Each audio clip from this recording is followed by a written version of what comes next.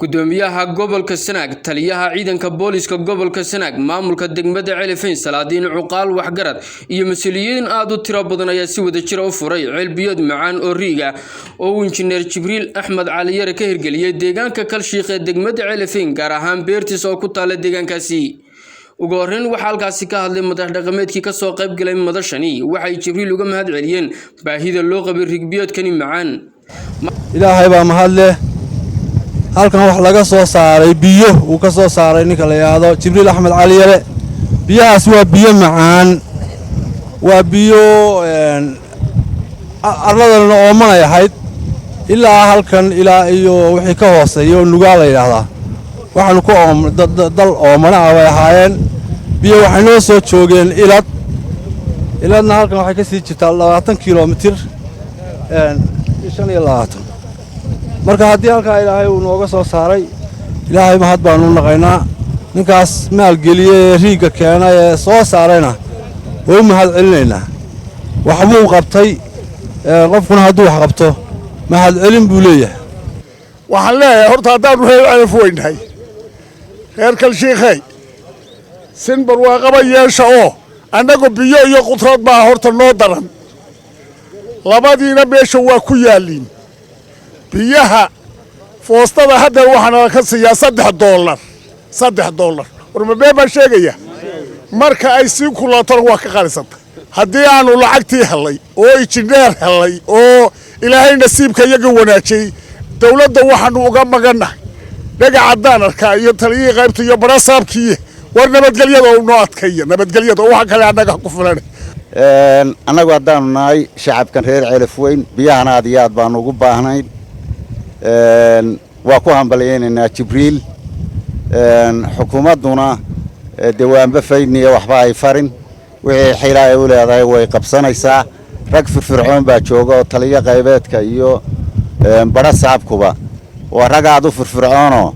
inta la farayo meediya ka fari mayne waa inay ku filan yihiin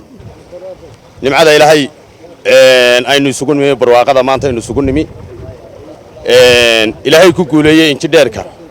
Jibriil Axmed Cali Yare nimca ilaahay weey waxaan leenahay bii waa soo dhawaadeen oo ay yimaadeen ilaahayna waa ku guuleeyay injineerta waana soconayaan degmadana waa gaadhayaan dalkana waa gaadhayaan waxaan aad iyo aad ugu mahadnaqayaa Jibriil oo noo soo saaray biyaha aad iyo aadka dalka iyo dadka xutaraya waxaan leeyahay inaynu inaguna khayraadka iyo dalka biyaha inoo soo saaray inaynu kaga dayano annagoo degaankii kamid ah waxaan leenahay hal lagu daydo runta markaan idin warramayo maanta waa faraxsanahay way biyaha soconaya iyo meeshu siday ahayd ee laga sheekeynaya baan garanayaa dadku mar haday waxaalaan ama gobolka ha ahaato ama degmada ha ahaatee waa farxaysaa taa waxaana u dhaafaynayaba dee waxaa la isku raacsan yahay tacabka ninkan sameeyayna waa wanaagsan yahay aad buu ugu mahadsan yahay biyahana waa laga faa'iidi doonaa baarka hela iyo ninka hela cabisba waa dhulkaynu u baahnay aad iyo aad waxaan ugu mahadnaqayaa injineerka Jibriil oo si dhib yar oo la filayo biyaha kan uga soo saaray waxaad iyo aad loogu mahadnaqo reer Celefayn waxaan u dirayaa fariina reer Celefayn biyaha nasiibka u yeelatay waa kuwan biyaha nasiibka u yeelatay reer Celefayn waa kuwan waxa la idinka doonayaa muruq iyo maal iyo amni intaba inaad ka qayb qaadataan ayaa la idinka doonayaa maamulka degmada Celefayn taliyaha qaybta booliska gobolka Sanaag gudoomiyaha gobolka Sanaag ayaa iyana si wada jir uga mahad celiyay injineer Jibriil oo hirgeliyay cilbiyadkani macaan runtii waxaan leenahay biyaha waa laga faa'iideysanaya waa biyihii aanu waxay tagayaan Celefayn dariiqay sii marayaan meel kasta ay marayaan waxaanu diyaar u nahay cidii soo taagta inaan la kaashano oo gacan bir wax laga qabto kaga dul qaadan mayno aad iyo aad baan ugu mahadcelinayaa uqaasha salaadiinta waayeelka cid kastoo ka soo qayb gashay cid kastoo waxaan ku yiri halka mahadcelinta ugu tibi waxaan leeyahay jazaakumullahu khayr aad iyo aad baan maanta ugu shukriyeynaa ilaahay nimcada uu maanta inoo soo saaray oo nolosha oo dhan ilaahay ku tilmaamay wax kastoo noolba inuu biyaha geliyay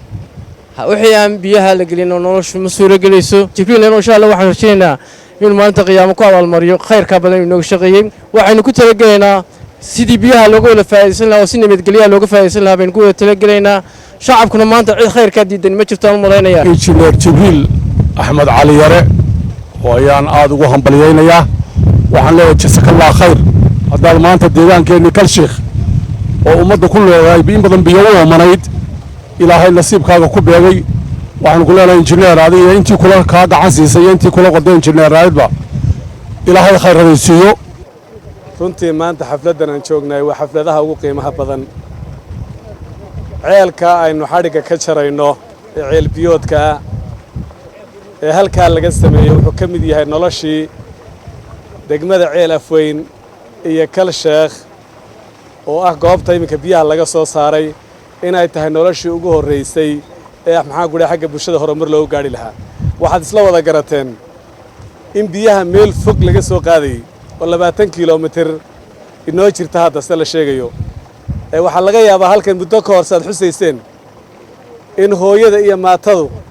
iyo intaan socon karayn bay haraad ugu dhiban jireen waxa way maanta way idinka arkay waa nimcooyinka Ilaahay way marka hore waxaanu Ilaahay ugu xamdiyeynaa Ilaahay inooga soo saaray halka biyaha waxaan mar labaad u mahad celinaynaa iyo injineer Jibriil Damalaan reer Bareedo ay sataare ilaa galbeed meel aanu wax qabad ka soo qaban loo tirsanaynin ma jirta meel walba wax qabad bu ku leeyahay waa nin maxaan ku dhahay meel walba ajirkiisa kula jisaakumullahu khayr baan ku leeyahay ka abaal mariyo ceelbiyoodkani macaan ayaa noqonaya taariikhda markii ugu horeysay laga hirgeliyay ceelbiyood macaan deegaanka degmada Ceelafweyn gobolka Sanaag waa Maxamed Suuta telefishinka qaranka Soomaaliland Ceelafweyn